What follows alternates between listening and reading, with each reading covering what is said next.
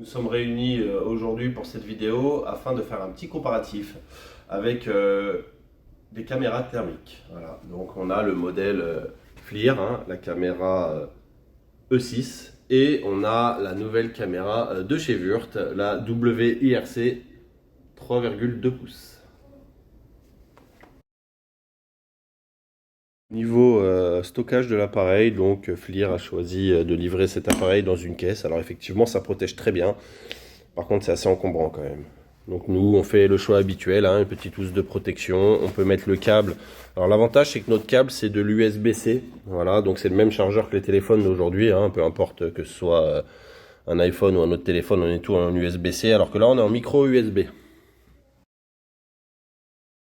Alors, vous voyez là sur la caméra Wurth, il y a le point central de mesure de température. On le voit tout en haut, centre. Il y a le max et il y a le mini. Ok? Donc on le retrouve également sur l'échelle à droite, hein, bien sûr. Alors que sur la FLIR, au niveau des mesures, on va avoir le point central sur la mesure en permanence qui s'affiche en haut là. Et si je veux choisir le point chaud ou le point froid, voilà, je ne peux pas avoir les trois en même temps, alors que nous, au niveau de l'application, eh bien, on a les 3 points en permanence sur la caméra. Également, quand ça doit avoir son intérêt au niveau du réglage de distance, on y va mètre par mètre chez FLIR, alors qu'on y va dizaines de centimètres par dizaines de centimètres. On est un petit peu plus précis. Donc je peux mettre une alarme. Alors vous voyez que là je suis en mode visuel, c'est-à-dire que l'image est normale sur la caméra, mais j'ai quand même mes mesures de température. Je n'affiche pas volontairement le thermique. Et regardez, quand je dépasse les 30 degrés, ce qui se passe, voilà, j'ai mon alarme qui retentit.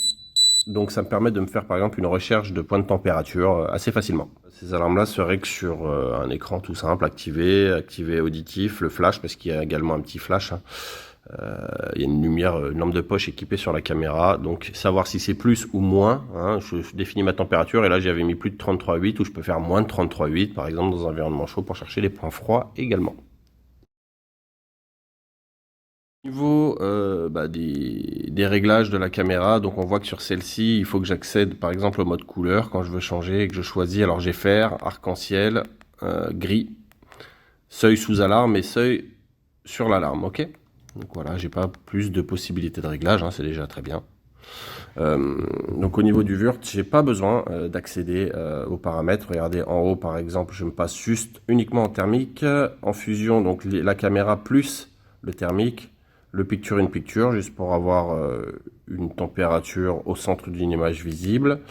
Le visuel, comme j'étais tout à l'heure, là, qui nous permet d'avoir les points de température sur une image standard.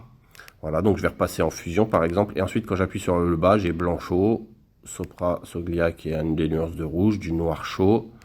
Je vais trouver également rouge chaud, fusion, arc de fer et l'arc-en-ciel. Voilà. Et avec à chaque fois, hein, mes couleurs correspondent à la plage maxi et mini de température. Elle s'adapte aussi automatiquement, celle-ci, à une plage de température entre 20 et 150 ou entre 100 et 550 degrés.